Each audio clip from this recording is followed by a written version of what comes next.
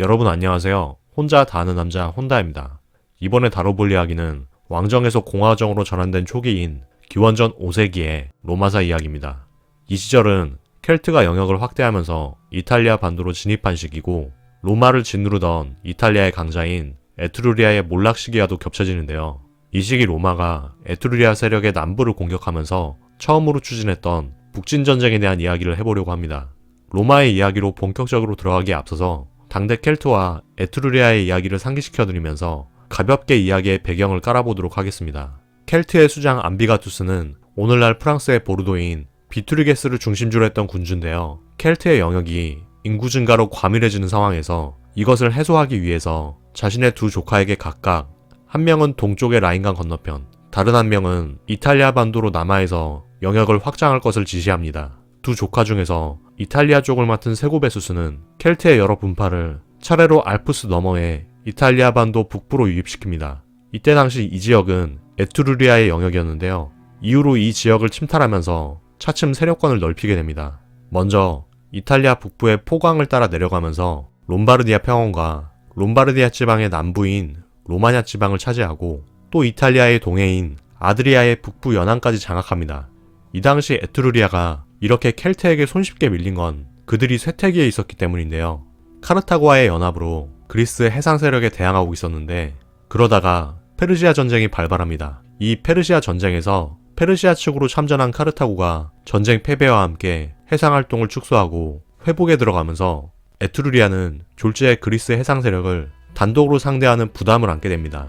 이때 당시 그리스 해상 세력은 시칠리아의 시라쿠사를 중심으로 에트루리아를 집중적으로 공략하면서 튀레누메와 아드리아의 모두에서 에트루리아의 해상 세력을 크게 위축시켰습니다. 그러면서 이 바다의 연안에 있던 에트루리아의 식민 도시들도 차츰 줄어들게 됩니다. 단지 이 식민 도시의 위축뿐만이 아니고 에트루리아는 이후로 북쪽으로부터 켈트, 남동쪽으로부터 삼리움, 그리고 남서쪽으로부터는 오늘 얘기할 로마의 침공을 받게 됩니다. 그러면 이제 로마의 이야기로 들어가 보려고 하는데요. 이야기의 시작은 켈트의 본격적인 이탈리아 남하가 시작된 그 시점의 100년 전인 기원전 5세기 무렵입니다. 이 시기에 로마는 에트루리아의 왕인 포르세나한테 철저하게 제압돼가지고 강화를 맺고 있는 상황이었는데요. 그리고 그 과정에서 티베리스강 동쪽 연안에 모든 재산을 양도하고 티베리스강에 대한 배타적인 지배권도 포기하게 됩니다. 그리고 농경을 위한 쟁기 외에는 무기로서의 철기를 전혀 사용하지 않겠다는 그런 굴욕의 서약까지 함께합니다. 그러니까 로마는 사실상 에트루리아에 의해서 거의 노예 상태에 놓이고 로마의 완전한 항복이나 흡수도 가시권에 놓이게 됩니다. 그런데 기원전 5세기 초중반쯤 로마의 종속 상태를 반전시키는 상황이 펼쳐집니다. 앞서 말씀드린 에트루리아 카르타고 연합의 몰락을 계기로 에트루리아의 본격적인 쇠퇴가 시작된 건데요.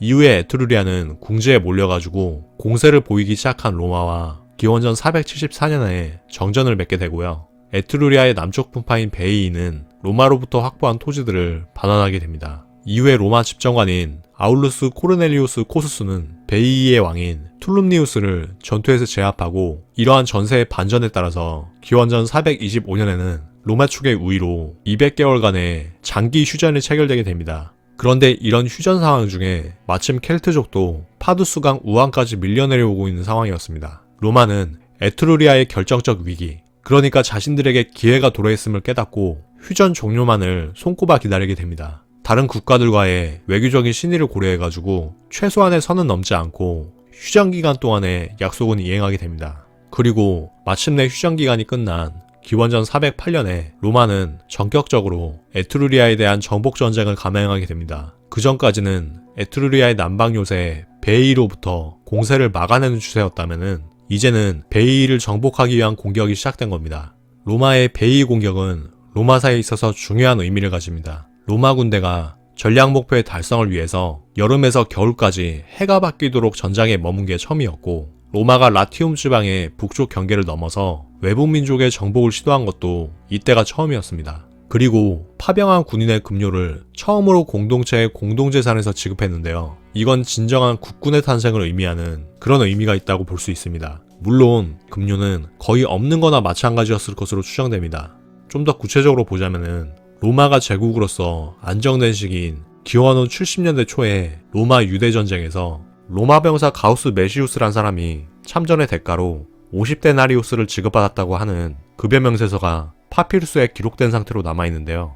이 급여는 정작 전쟁 수행에 굉장히 중요한 식량과 군사 장비에 대한 비용이 공제되어 있는 상태입니다. 이 병사의 병과가 기병이었는데도 말과 노새한테 주는 사료값이 병사의 급여에서 공제된 겁니다. 그러니까 결과적으로 로마 제국의 안정기에 주어진 급여도 턱없이 박봉이었기 때문에 당연히 처음으로 지급된 급여는 이보다도 더 형편없는 소액이었을 것으로 생각을 합니다. 그럼에도 불구하고 상징적인 의미는 가진다고 할 수가 있겠죠. 종합하자면은 켈트의 침공은 로마가 최초로 대대적인 북방 침공전을 결행할 기회를 제공하고 군대에 대한 공공의 급여 지급이라는 최소한의 기본적인 틀은 갖추도록 한 로마군 변화의 중요한 배경이었습니다. 이 당시에 로마는 북방의 에트루리아한테 억압받던 남방 세력의 대표격으로 동료인 라티움계의 헤르니키 사람들하고 함께 연합을 결성해서 기원전 406년에 베이이를 협공하게 됩니다.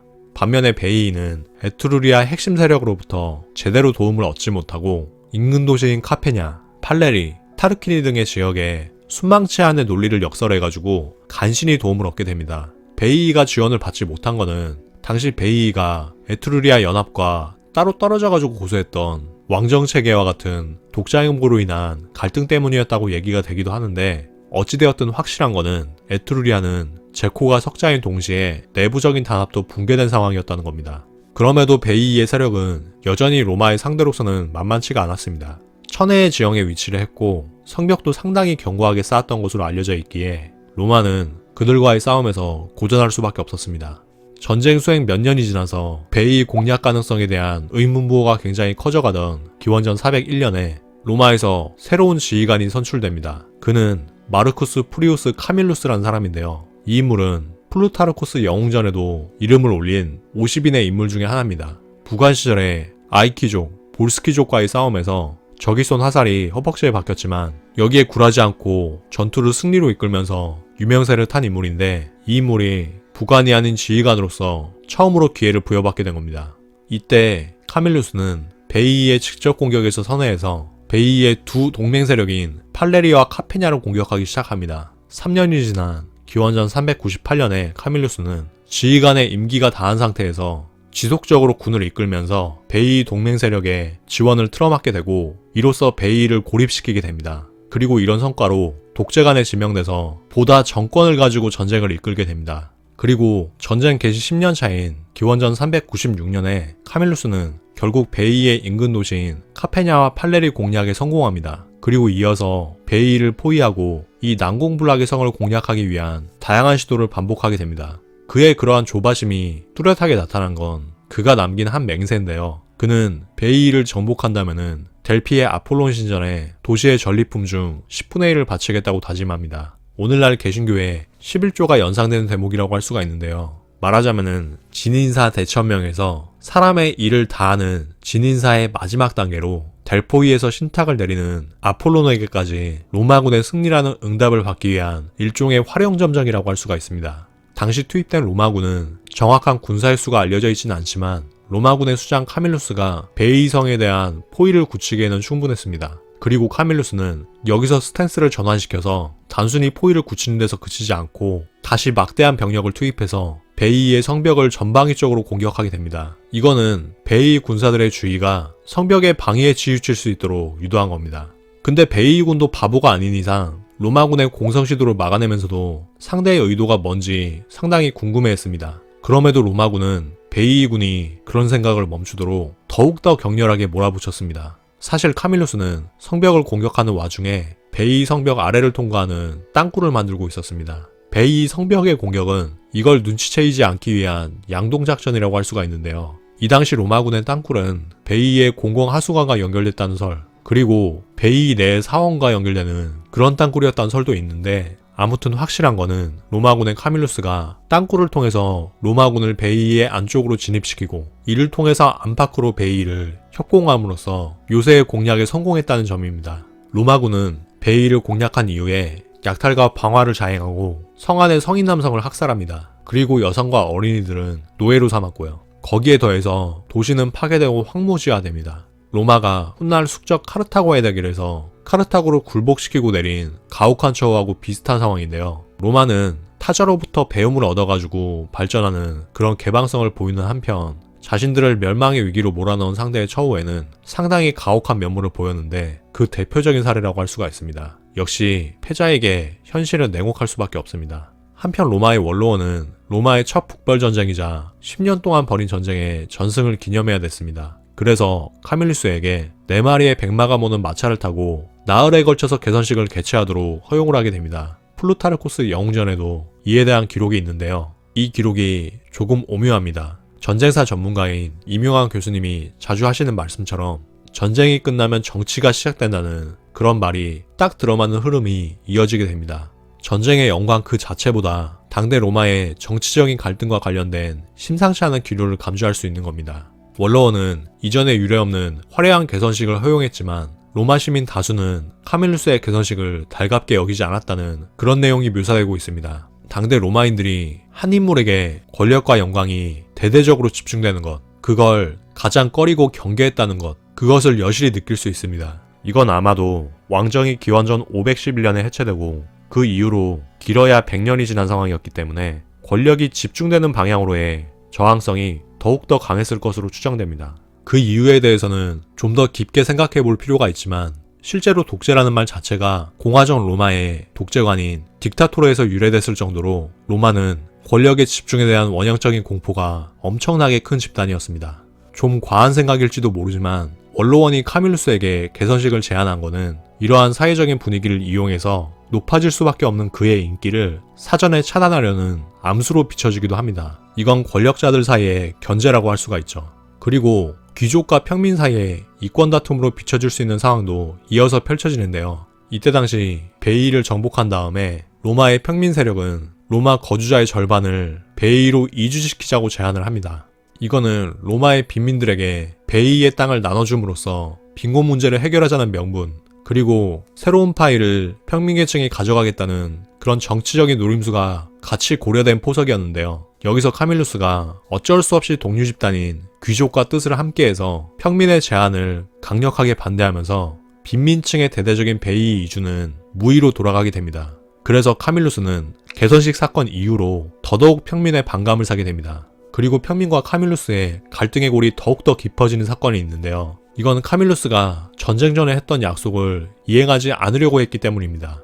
그러니까 전리품의 10분의 1을 델피의 아폴로신에게 바치겠다. 이 약속을 무의로 돌리려고 한 건데요. 화장실 들어갈 때하고 나올 때가 다르다고 카밀루스가 승리한 후에 이 전리품의 규모를 보니까 이걸 구태여 아폴론에게 바치지 말고 그냥 국고로 넣는 게 낫겠다. 이런 판단이었을 것으로 보입니다. 그리고 이런 결정을 보면은 앞서 이전에 아폴론신에게 전리품을 바치겠다는 얘기는 전쟁의 승리를 위해서 많은 사람들의 의지를 모으는 그런 상징적인 의미만 있었던 것이지 정작 카밀루스 자신은 그렇게 큰 의미를 두지 않았던 게 아닌가 그런 생각이 들긴 합니다. 하지만 평민들 입장에서는 신과의 약속을 어긴다는 그 찝찝함과 함께 부정을 탈 수 있다는 정도의 생각, 그리고 거기에 더해서 카밀루스가 민중들과 약속한 점을 어긴다는 실망과 분노의 감정이 더욱더 강해진 듯합니다. 오늘날 정치 상황에 비춰보자면은 아주 결정적인 공약의 불이행이라고 할 수가 있겠죠. 이후에 원로원은 시민들의 성화에 못 이겨서 전리품이 아니고 시민들로부터 원하는 양의 금을 회수해서 델피에 결국 헌납하게 되는데요. 자신의 주머니를 열어서 카밀루스의 약속을 성취한 데 대해서 시민들은 더욱더 분노했고 카밀루스와 로마 평민 간의 갈등은 더더욱 고조되게 됩니다. 베이 전쟁의 전후 처리를 둘러싸고 벌어진 일련의 상황인데도 로마 공화정에서 원로원과 대중, 즉 SPQR 사이에 긴장 갈등 관계의 축소판이라고도 할 수 있는 그런 상황이 펼쳐진 거죠. 정리하자면은 기원전 4세기 초에 SPQR 갈등 관계를 대표하는 인물이 카밀루스라고 볼 수도 있을 겁니다. 로마는 첫 북벌전쟁의 승리를 거두는 동시에 카밀루스와 평민계층의 잡음과 갈등도 있었지만 이탈리아 반도의 대세로 보자면은 에트루리아의 강력한 남쪽 관문을 열면서 그들의 몰락을 결정적으로 가속화시키게 됩니다. 뿐만 아니라 앞서 말씀드린 것처럼 에트루리아는 북쪽 관문인 멜품을 켈트에게 이르면서 에트루리아의 몰락이라는 배경 위에 켈트와 로마가 점차적으로 가까워지는 그런 상황이 연출되게 됩니다. 오늘 방송은 여기까지고요. 다음 방송은 에트루리아를 사이에 둔 켈트와 로마의 충돌 이야기인데요. 이 이야기도 많은 관심을 가져주셨으면 좋겠습니다. 흥미롭게 들으셨다면 좋아요 눌러주시고 구독까지 해주시면 더욱 감사하겠습니다. 그리고 댓글로 여러가지 이야기 남겨주시면 최대한 피드백 드리도록 하겠습니다.